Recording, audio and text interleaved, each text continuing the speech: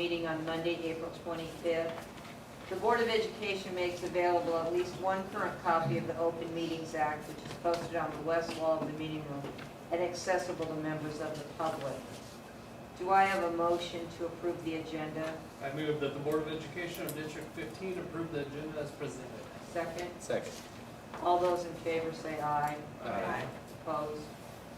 First on the agenda is the district strategic plan update with Dr. Nielsen. Wonderful. Well, good evening. You have two documents in front of you. You have the strategic plan that has been updated, and you also have a quick overview of what we've been working on. If you look at the large document, you will notice that there are a lot of things that have been updated as to what we are doing. Or when they've been started, when they've been completed. There's quite a few, though, that also say ongoing, because those are things that we will continue working with as we continue moving throughout this year and moving throughout subsequent years too. So there are things in here that we just might continue on because we know it's what we need to do and it's best practice. The other thing to note is we are in year 4 of the strategic plan. So we are currently thinking about, okay, our next iteration, because we know we have to start soon. In March through May of this school year, we will start surveying stakeholders. Then we'll compile all of that. We'll get our team ready to go this upcoming summer. And then in August, we'll hit the ground running and with meetings and get the teams back together and thinking about what does our next 5 years look like.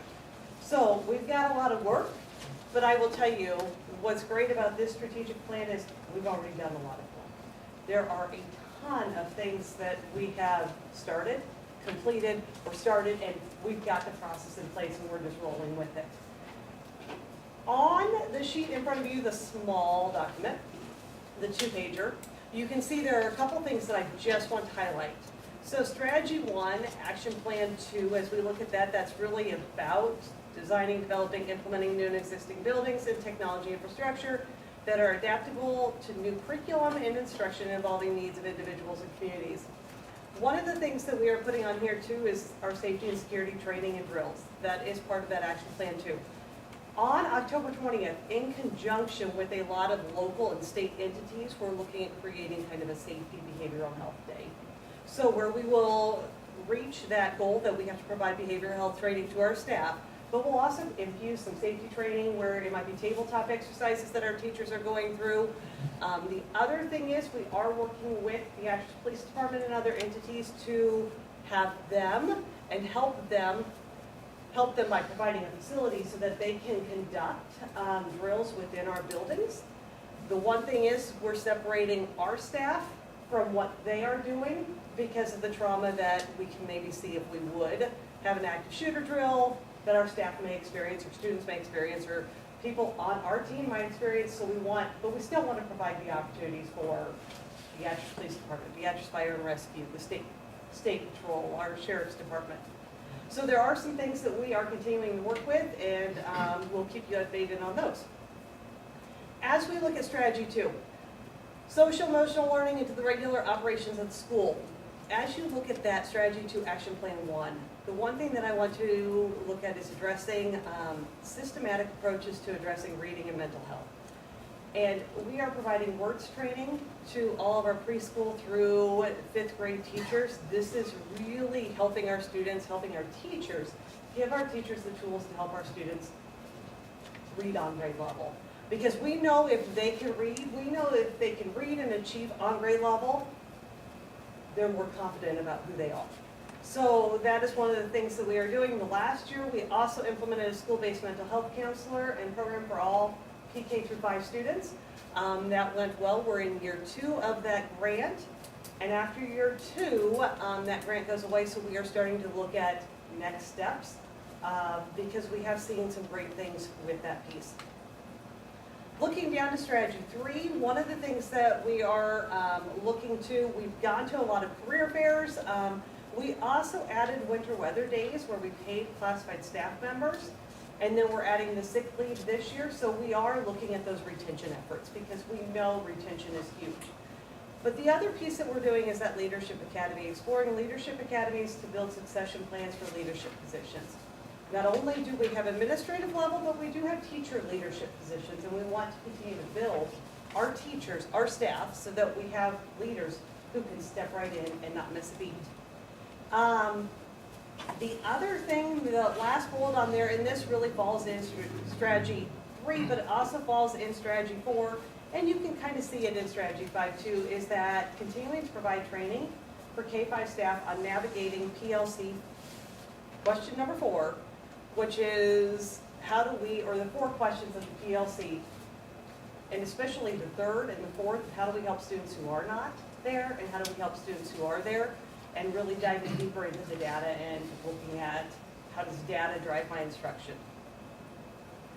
So moving on to strategy 4, one of the other things that we continue to explore is work-based learning, and really looking at work-based learning and how do we tie it to the career. How do we make it more meaningful? Because currently our work-based learning is more about getting a job, rather than looking at how this job can help build me to that future success. So, and how I can connect it to a future goal of mine. The other thing that we are looking at doing is expanding the computer science pathway. That we have a little bit of an intro at the 8th grade level, but looking at adding more, so we have a teacher working on that piece at the high school. So there's a lot of things that we are doing to really meet each student's unique learning needs and to kind of focus at that high school level at this point in time in strategy 4. And in strategy 5, we've done a lot of work, as we've talked about, with our multi-tiered systems of support, really developing strong academic and behavioral expectations, and making sure that we have systematic approaches of how to work with students, how to pre-teach, how to teach, how to reteach, and how to make sure that kids are understanding what the mark is and how do I meet it. So we've got a lot occurring. And if you want, if you have any more questions as you look through this document, I'm not going to go through it with you tonight. I've hit the highlights. If you have any more questions as you look through it, or have any ideas, suggestions, please don't hesitate to reach out. There's a lot of amazing things going, and the beautiful thing about our strategic plan is it really has been that roadmap. It's been the North Star for the district, and it keeps us focused. So you will hear more as we move through first semester and second semester from our buildings, but I wanted to give you a district 40,000-foot view. Any questions? Thank you. Okay, thank you. And now we're going to figure out how we're going to pay for all these exciting new ideas that they budget preview for Mr. Alexander. It's Doris's absolute favorite time of year. It's like Christmas. Okay, so I'm running 2 computers here. You want me to do that one? Yeah, Okay. do that one. That way I can talk. All right, so yes, it's budget hearing time. It's budget time. We did receive final valuation and real growth numbers on the 20th of August. So been working through those numbers and finalizing the final numbers to bring to you tonight and go over with you. So objectives for the hearings. Now, keep in mind right now this is a proposed budget. Before the September board meeting, we will have a budget hearing and a tax hearing. And one will start at, the budget hearing will start at 5:40. Tax hearing will start at 5:50. So I'm going to get through the budget because you'll see it all tonight, and then I'll try and answer any questions, and then tax hearing will be right after that, and then we'll go right into the regular board meeting. So tonight, explain the goals for the 25-26 budget, quick review of some DPS historical financial background, discuss factors of budget proposal, talk about the expenditure and receipt sides of the 25-26 budget, the proposed 25-26 tax levy and how valuations and real growth are impacting that, and then required 25-26 budget resolution that has to be approved at the September board meeting. The goals of the budget of this budget cycle are financing an educational program that supports the best interest of the students at Beatrice Public Schools, adjusting the general fund and building fund to accommodate current and future building needs. That really began in 2020, 2021, as we started to plan for the new elementary building, but that will be a you'll see that in the budget itself when we talk about it. And then adhering to the foundation aid revenue cap, LB 243, passed in 2023. This is important to grasp because this impacts schools, counties, cities, any publicly funded body that collects taxes. LB 243 is impacting all of us similarly. Just a quick reminder, the first year the board voted to exceed that taxing authority in 2023. The past 2 years, we have not voted to exceed that taxing authority. So 2024, and then, so a little bit, we're giving up a little bit of the surprise factor of this presentation.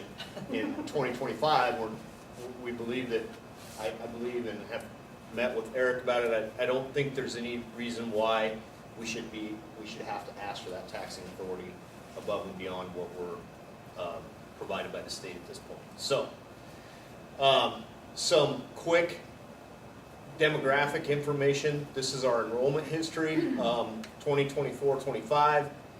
You can see that we started the school year, and I think this is as October 1st count, because September 31 is the last day in September is when it all goes to the state of Nebraska, and that's when they then take those numbers to determine your TIOSA for the next year off of. So 2102 is where we were at last year.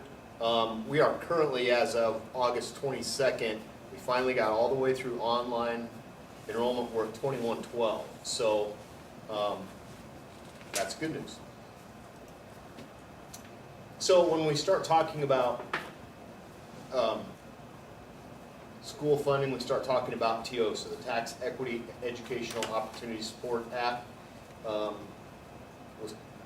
Was implemented a long time ago. I don't know the exact year. I should probably know that, but I don't know the exact year. It can look very complicated and overwhelming, but really what it comes down to is a school's needs minus their resources equals what they're supposed to get in state aid. Okay. Now, over the course of time,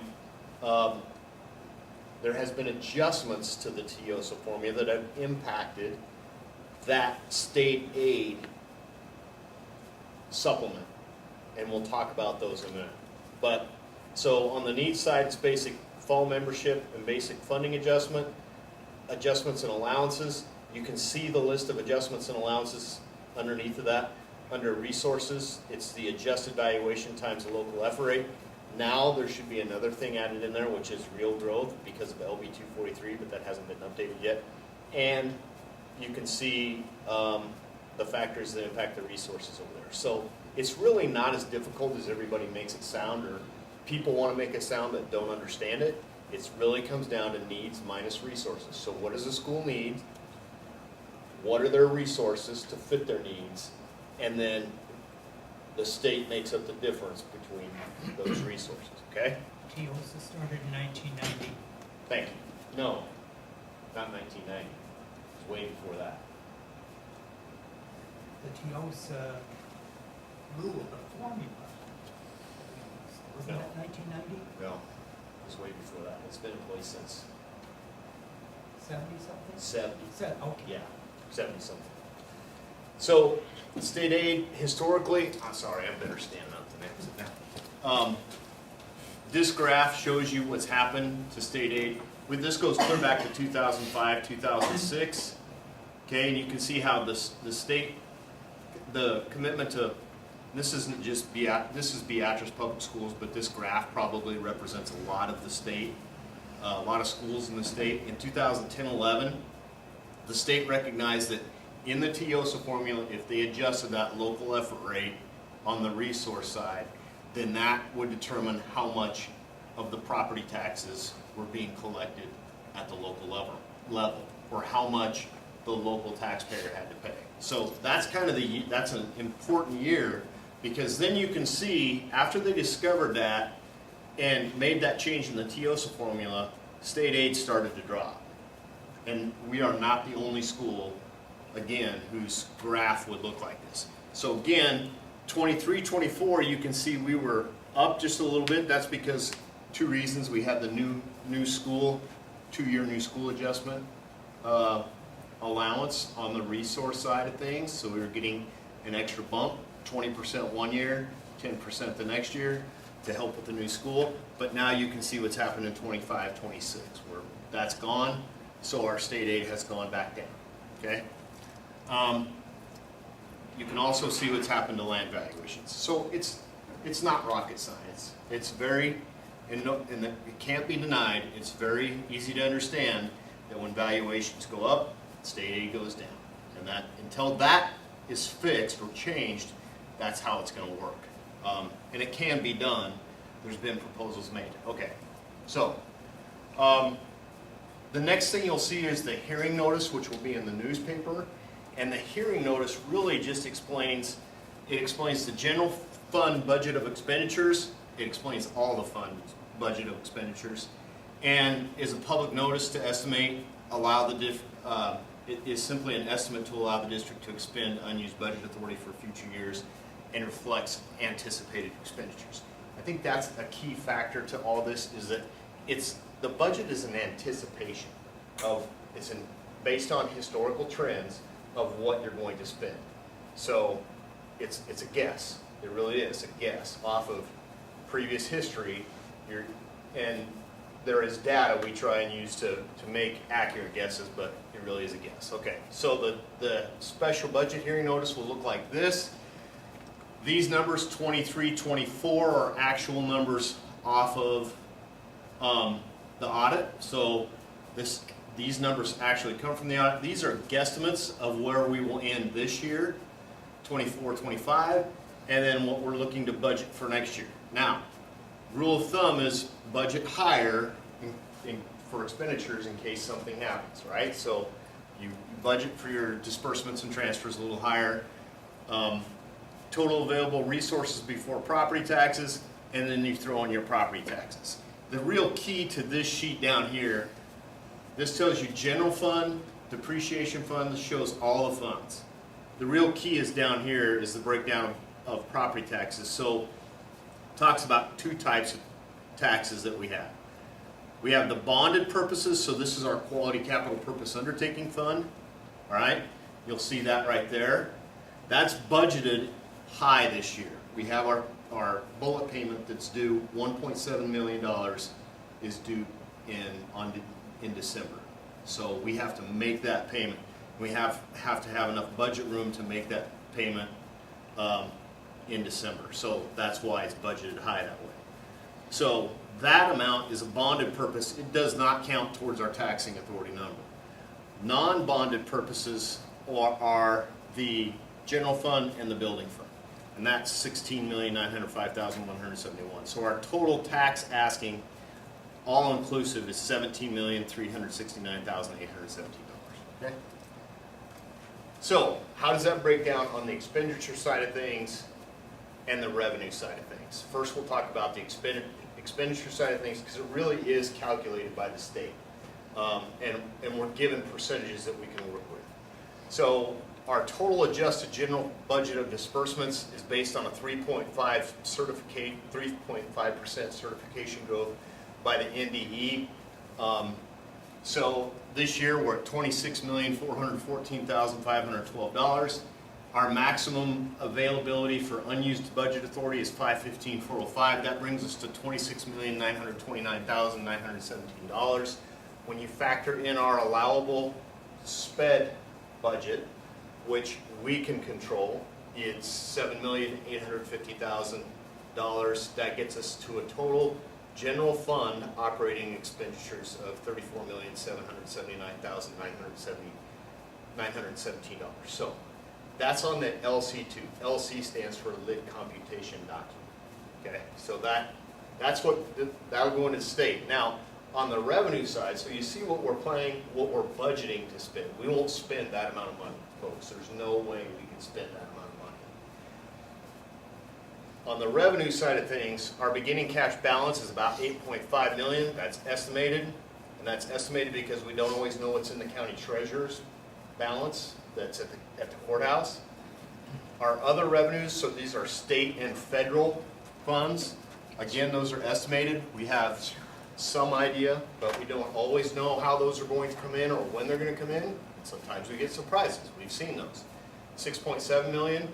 And our state aid, as we talked about before, the last 2 years has been just over 5 million. This year, it's under. We're down about 900-some thousand dollars. So almost $1 million in state aid, we're down. We figured it out. Do you remember what that number is per month? I think it was it 90,000 a month that we were going to be down in state aid for 10 months. It comes in 10 equal installments. So total revenues before property taxes, 18,584,502. Our general fund property taxes will be $14,536,120, which when you add those together, you get $34,779,917, which balances the budget with the expenditure side with the revenue side. So it balances, okay? Just some quick graphs for you about historical revenue and expenditures. Typically, we are a district that has not overspent our budget. We didn't, by all accounts, no, we haven't had the audit done yet. That doesn't happen until September, but by what we keep track of, we have not overspent our budget this year. Or we have not overspent our revenue this year.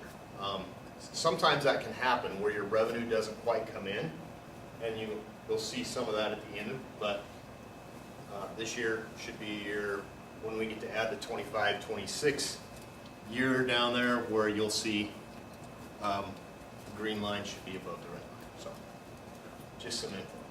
Here's our certified values and real growth. So our valuation is $1,903,405,982. Real growth is $8,741,746. This number right here is important. It's now becoming one of the most important factors of budgeting for all public entities that I talked about. Okay? So that was certified on the 20th. Here's what's happening with real growth because of a legislative change made this past year. In 23-24, our real growth was $19,481,000. 24-25, it was $18,658,000. This year, it's cut over half, 53%, to $8,741,000. Real growth basically is it used to be any new construction. In these 2 years, it was any new construction, even tax increment financed construction, so TIFT projects counted in this. The change that was made in the legislature this last session took TIF out of there, so that dropped real growth now. So it's only completed projects that count towards your real growth. So it dropped us significantly because there are a ton of TIF projects going on in our community right now. TIF is a double-edged sword. It's a great thing because it allows us to grow projects in the community, but when they're not on a tax roll, that hurts all the public entities in your community. So, and that's how real growth is attached. Okay? Cost per pupil, you can see that Beatrice Public Schools has been and continues to be below the cost of the average daily membership cost per pupil in accordance to the rest of the state. So in 23-24, and these are the most recent stats we have, the state was spending $17,204 per student. Beatrice Public Schools spent $14,958 per student. Now you can look at that, depends on which side of the fence you're on, right? Which side of the coin you're on. That can be a good thing, or it can be not such a good thing. Okay? So just keep in mind that if our citizens, our patrons of our community are questioning how much we're spending per pupil, the data is available to you. Okay? General fund tax levy. Again, the data is available to you. Way back in 2005, 2006, before there was, and even before that, there were no levy lids. There was none of that stuff that said you can only levy this much money. Now there's levy lids in place. It's $1.05. if there's been a bond issue, bond issues might have been included in some of this, but the general fund tax, no, this is just general fund. In 2005, 2006 was $1.16. Okay, and you can see that over the course of time, Beatrice Public Schools Board of Education has reacted in accordance to what valuations have done and dropped the levy as they could and still provide what they needed to provide. So this is the other notice that will be in the paper. It's called the special hearing notice, and it really breaks down for you what the tax levy will be. So in the general fund, although our operating budget is going up, our tax rate, because of valuations, is going down 9%. So our taxes will be down 9%.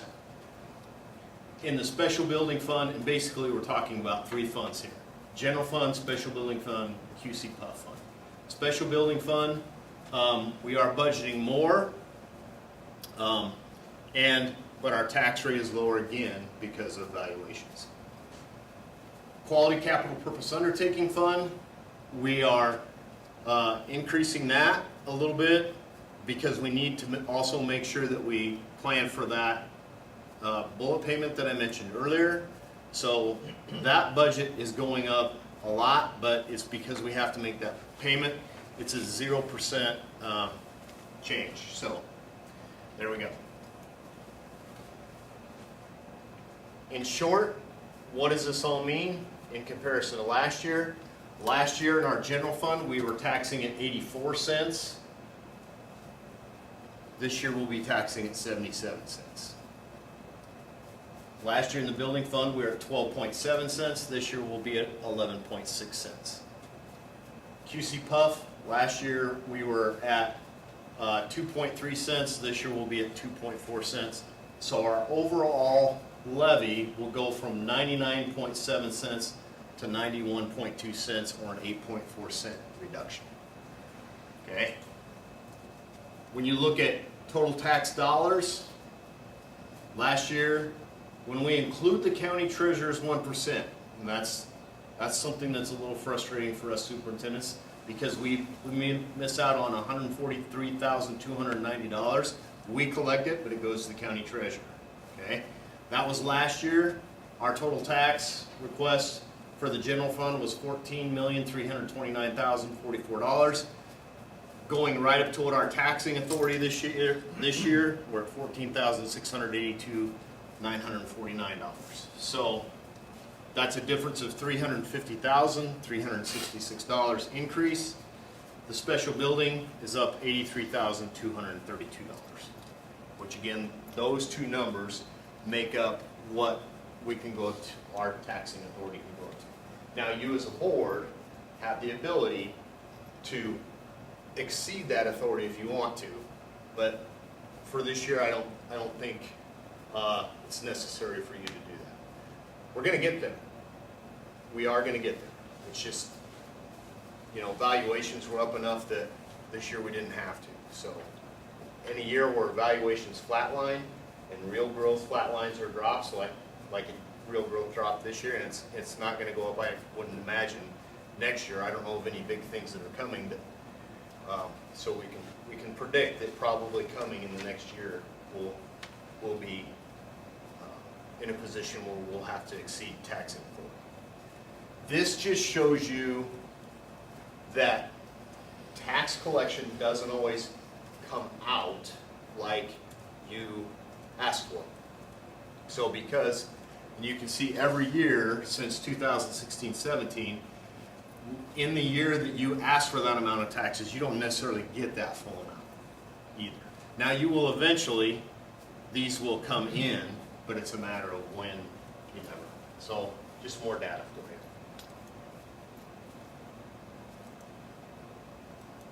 I think that's it. Yeah. So essentially, for the special hearing, we will have some more special slides for you that break things down a little more, and for any public that wants to come and show up. But this is where right now, after working through the numbers, I predict we will be at, and I think we can be okay there. Any questions? Be making the slides available? Make the slides available to us? Yeah, can do that. There's a few more that I'm gonna put in there for the, like I said, for the budget hearing and the tax hearing. Yeah. Okay. We're good. Thank you. Next, Mr. Alexander's gonna talk about policy 5413. Okay,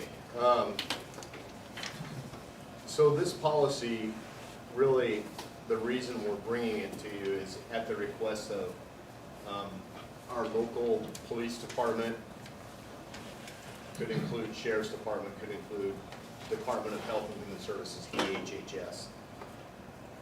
When really what it comes down to is student interviews, which by law enforcement officers, which is on starts on page 3, and it's a very small change.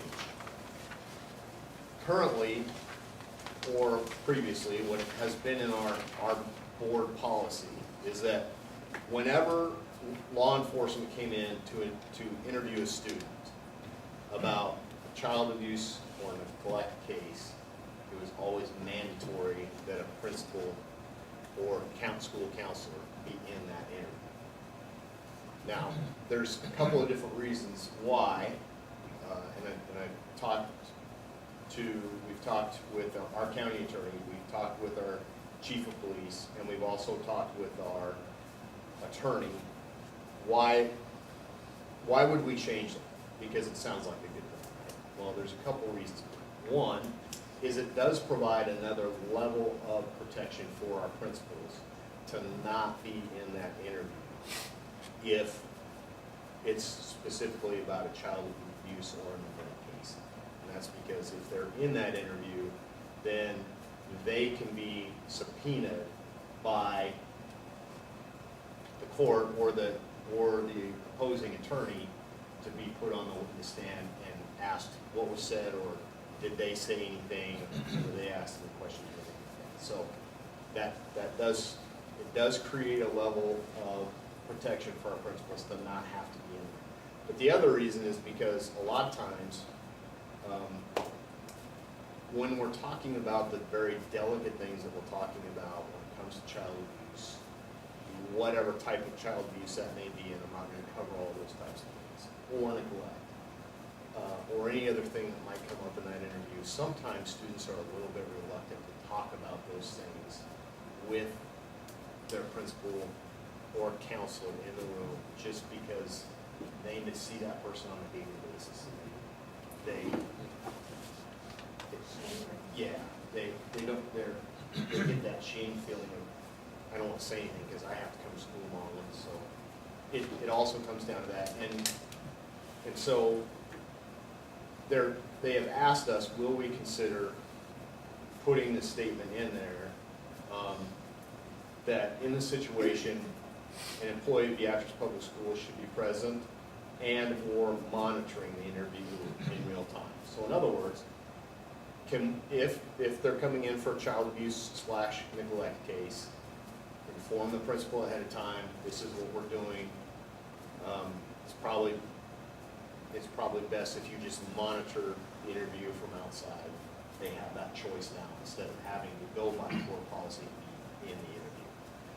And again, this is wording straight from our attorney to suggest. I have a question. Yes. So for these, whether it be child abuse or neglect, are those already substantiated cases that have been established and that's why they're coming to speak to a child? Or is this because of some report that someone made on a tip line or something and then now the police officer coming to talk to the child? It could be both. It could be either. Again, one of the things to remember in the state of Nebraska is anybody is a reporter. So it doesn't have to just be a teacher, it doesn't have to just be a principal. It can be the next door neighbor. It can be an aunt, uncle, brother, sister, mother, cousin, whoever could have made the report, but the police are obligated to follow up.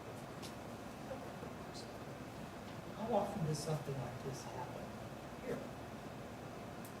There often, there are a lot of times where it's either the HHS, it might be your police department, that they stop in and they want to talk with kiddos. Today. And yes, today, I mean, sometimes it's just checkups, but sometimes it's investigations too, and so it's often. Okay. So is there any sort of advocate that's typically in these sorts of conversations? Not necessarily the parent for obvious reasons, but like, do we have like CASA advocates? Do we have any sort of entity that essentially acts as an advocate for the child in those sorts of atmospheres?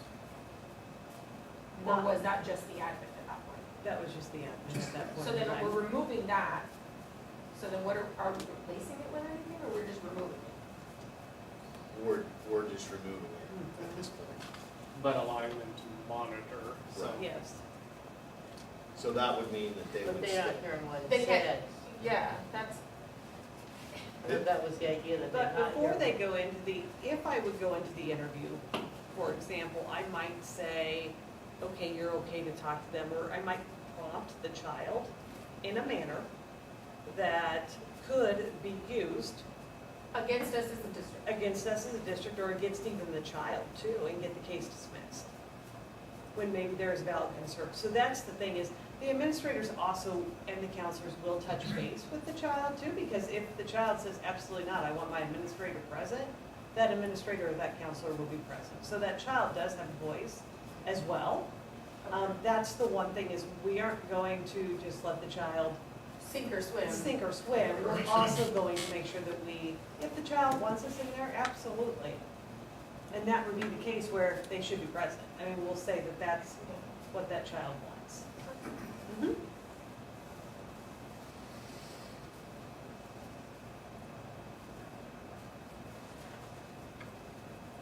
Good questions. So there shouldn't be implies to, one of these must be happening, either present or monitoring. Monitoring, yes. Yep, And then the student makes the decision. the student Can helps have us a make say. the decision. Right. Mhm. Yep.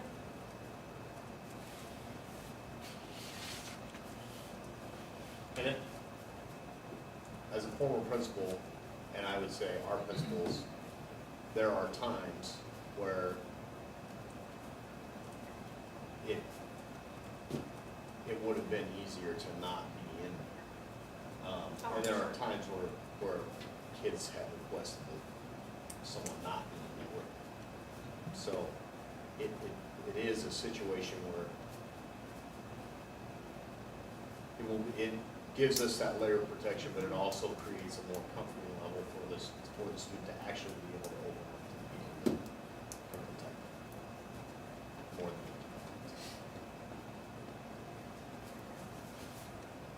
than okay. Any other questions about that? Since there's not anyone here to ask questions, do I have a motion to adjourn? I move that the Board of Education of District 15 Do adjourn. I have a second? Second. All those in favor say aye. Aye. Opposed? This meeting is adjourned. September 8th, right?